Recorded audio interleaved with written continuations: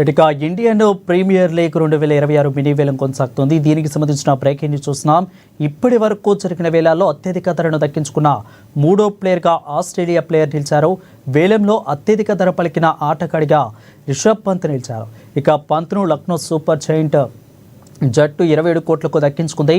ఇక పంజాబ్ కింగ్స్ 11 జట్టు 26.75 కోట్లకు శ్రేయస్ అయ్యర్ను కొనుగోలు చేసింది.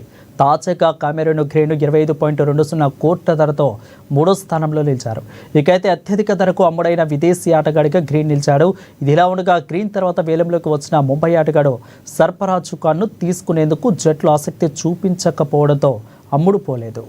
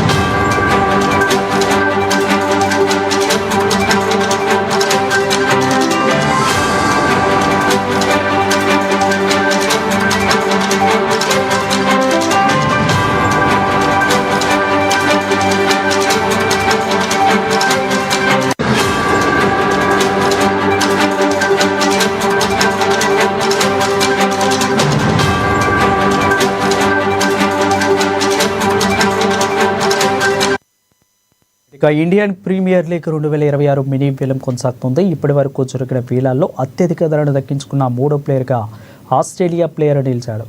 వేలంలో అత్యధిక ధర పలికిన ఆటగాడిగా రిషబ్ పంత్ నిలిచాడు. ఇక పంత్ను లక్నో సూపర్ జైంట్ జట్టు 27 కోట్లకు దక్కించుకుంది. పంజాబ్ కింగ్స్ 11 జట్టు 26.75 కోట్లకు శ్రేయస్ అయ్యర్ను కొనుగోలు చేసింది. ఇక తాజాగా కామెరూన్ గ్రీన్ 25.20 కోట్ల ధరతో మూడో స్థానంలో నిలిచారు.